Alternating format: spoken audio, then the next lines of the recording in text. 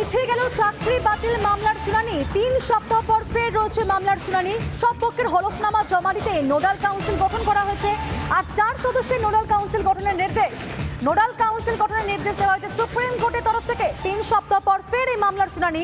হলফনামা দিতে দেরি করলে অপেক্ষা করবে না আদালত। পিছিয়ে গেল চাকরি বাতিল মামলার শুনানি এবং 3 সপ্তাহ পর ফের এই মামলার শুনানি রয়েছে। যেদিকে আজকে শুনানির দিকে সমস্ত চাকরি প্রার্থীরা যাদের চাকরি বাতিল হয়েছে তারা সেদিকে তাকিয়েছিল কি রায় দেয় সুপ্রিম কোর্ট। তবে 3 সপ্তাহ পর কিন্তু ফের এই মামলার শুনানি, কারণ পিছিয়ে গেল চাকরি বাতিল মামলার শুনানি। তবে ইতিমধ্যে জানানো হয়েছে সুপ্রিম কোর্টের তরফ থেকে সেখানে 4 সদস্যের নোডাল কাউন্সিল গঠনের নির্দেশ দেওয়া হয়েছে। একই সঙ্গে 3 সপ্তাহ পর ফের এই মামলার শুনানি রয়েছে। তবে হলফনামা দিতে দেরি করলে অপেক্ষা করবে না আদালত, এমনটাও কিন্তু জানানো হয়েছে।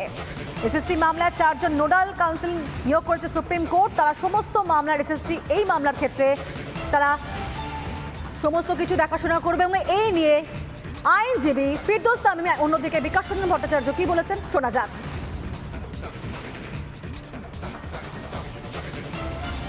স্কুল সার্ভিস কমিশন এখনো পর্যন্ত কোনো প্রকার এফিডেভিট দেয়নি regarding segregation of the list. আজকে আদালত নির্দেশ দিয়েছেন, 6টা হেড ভেঙে দিয়েছেন। যেমন ধরুন SSC, board, writ petitioner, CBI তাদের কাউন্সিলে আর্গুমেন্ট করবেন। মানে আপনি বলতে পারেন যে আগামী দিনে কিভাবে হিয়ারিং হবে তার একটা গাইডলাইন তৈরি করে দিয়েছেন। এবং 4 জন অ্যাডভোকেট অন রেকর্ডকে, যেমন আমাদের পক্ষ থেকে অ্যাডভোকেট অন রেকর্ড আছে শেখর কুমার, স্টেটের পক্ষ থেকে আছেন আস্থা শর্মা, তাদের প্রত্যেককে বলেছেন যে তারা একসঙ্গে বসে তারা একটা কম্পাইলেশন করবেন এবং লিস্ট অফ ডেট তৈরি করে যাতে এই মামলাটি অ্যাডজুডিকেশনে সুবিধা হয়। এবং আগামী 6ই আগস্ট মামলার পরবর্তী শুনানি। সুপ্রিম কোর্ট আজকে ঠিক করলেন যে কোন পদ্ধতিতে তারা শুনানি করবেন এবং এই মামলার শুনানির জন্য স্থির করেছেন আগামী 3 সপ্তাহ পরে আগস্ট মাসের 3-4 তারিখে হবে। এত কাগজপত্র, সেই সমস্ত কাগজপত্রকে সব এক জায়গায় কম্পাইল করে যাতে কোর্টের সুবিধা হয় সেই জন্যই ওখানকার 3 জন অ্যাডভোকেটকে দায়িত্ব দিয়েছেন কোর্ট। তারা এই কম্পাইলেশন তৈরি করবেন। আপনাদের শোনালাম কি বলছেন তারা, তাদের কি বক্তব্য, সেই বক্তব্য আপনাদের শোনালাম। এবং সুপ্রিম কোর্টে পিছিয়ে গেল চাকরি বাতিল মামলা শুনানি। 3 সপ্তাহ পর ফের মামলা শুনানির সম্ভাবনা। সব পক্ষের হলফনামা জমা দিতে নোডাল কাউন্সিল গঠন, 4 সদস্যের নোডাল কাউন্সিল গঠনের নির্দেশ। এবং এই বিষয়ে কি বলছেন বিজেপি নেতা সজল ঘোষ শোনাবো আপনাদের। আদালতও যদি দেরি করে তাহলে এই ছেলে মেয়েগুলোর, এদের অধিকাংশেরই বয়স, প্রায় অনেকেরই বয়স পার হয়ে গেছে, অধিকাংশ বলা ভুল হলো, অনেকেরই বয়স পার হয়ে যাচ্ছে, আরও পার হয়ে যাবে, আরও দেরি। এমনি তারা হতাশাগ্রস্ত, এমনি তারা ভীষণ রকম মানসিক অস্থিরতার মধ্যে আছে। কার চাকরি যাবে, কার চাকরি থাকবে না, যে কে যোগ্য হওয়া সত্ত্বেও চাকরি কোয়াবে না, আজকে এইরকম একটা জায়গায় দাঁড়িয়ে আছে। আমি জানি আদালতকেও এই সিদ্ধান্তগুলোয় উপনীত হতে গেলে আদালতের মানসিকতা অনেক শক্তিশালী করতে হয়। এটা একজনকে ফাঁসি দেওয়া নয়, এটা কয়েক হাজার ছাত্রের ভবিষ্যৎ। আমি সেটাও আমরা বুঝি, কিন্তু সমস্ত ব্যবস্থাটাকে বুঝতে হবে। যারা বিচারপতির আসনে বসে আছেন, আমরা বহু ক্ষেত্রে তাদেরকে ভগবানের চোখে দেখি। সেই ভগবানের কাছে বিচার পেতে খুব বেশি দেরি হলে কিন্তু ভগবানের প্রতি আস্থা ক্রমশ কমবে।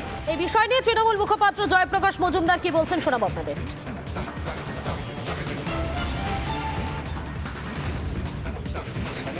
ব্যাপারটাই খুব গণ্ডগোলের মধ্যে আছে।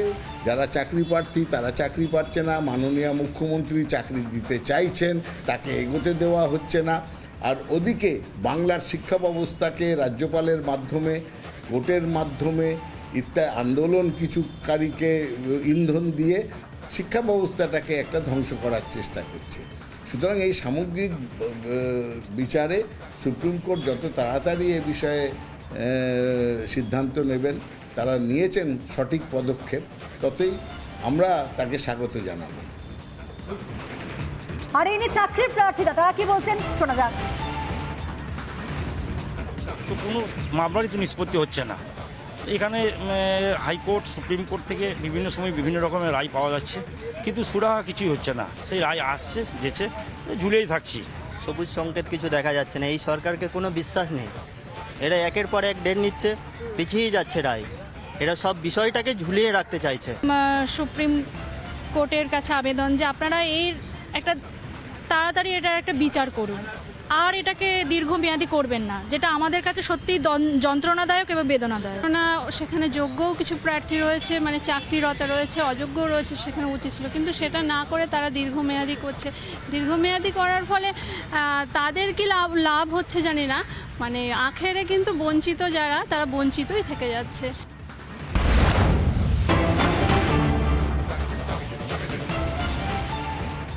2016-র মেয়াদ উত্তীর্ণ প্রাথমিকের প্যানেল প্রকাশের নির্দেশ হাইকোর্টের। আরও একবার জানাবো আপনাদেরকে, 2016-র মেয়াদ উত্তীর্ণ প্রাথমিকের প্যানেল প্রকাশের নির্দেশ হাইকোর্টের। বিস্তারিত জানবো, আমাদের সঙ্গে রয়েছেন আমাদের প্রতিনিধি প্রিয়াঙ্কা। এই বিষয়ে বিস্তারিত জানাও।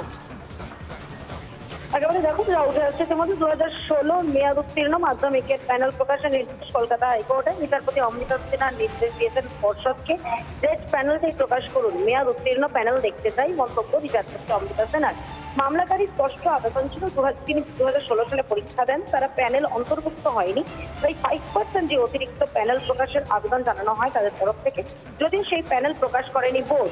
মামলাকারীকে বিচারপতি স্পষ্ট প্রশ্ন করেন, যদি মূল প্যানেল প্রকাশিত না হয় অতিরিক্ত প্যানেল কিভাবে প্রকাশিত হবে। মামলাকারী আইনজীবীর বক্তব্য, বোর্ড মেরিট লিস্ট প্রকাশ করেনি, অতিরিক্ত 5%-এর তালিকাও প্রস্তুত করেনি। বোর্ড বারবার বলেছে মেয়াদ, প্যানেলের মেয়াদ উত্তীর্ণ।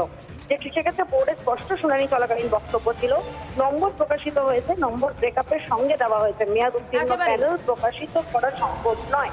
মামলার শুনানি শেষ হয়েছে ইতিমধ্যেই, 30শে জুলাই রয়েছে পরের শুনানি। একেবারে ধন্যবাদ, আমাদের সঙ্গে ছিলেন আমাদের প্রতিনিধি প্রিয়াঙ্কা। আর এই মুহূর্তে আরেকটি ব্রেকিং নিউজ আপনাদের সামনে। 22শে জুলাই থেকে বিধানসভার অধিবেশন শুরুর সম্ভাবনা। অধিবেশনের শুরুতেই ন্যায় সংহিতার বিরুদ্ধে প্রস্তাব আনবে শাসক দল। নেট দুর্নীতি নিয়েও আলোচনার সম্ভাবনা রয়েছে, অর্থাৎ অধিবেশনের শুরুতেই একদিকে ন্যায় সংহিতার বিরুদ্ধে প্রস্তাব আনবে রাজ্যের শাসক দল, যেমনটাই জানা যাচ্ছে। আগেও ন্যায় সংহিতা সংক্রান্ত 3টি বিলের বিরুদ্ধে প্রস্তাব আনা হয়েছিল রাজ্য বিধানসভায়। এরই মধ্যে পাশাপাশি যে বিষয়টি জানা যাচ্ছে, নেট দুর্নীতি নিয়েও আলোচনার সম্ভাবনা রয়েছে।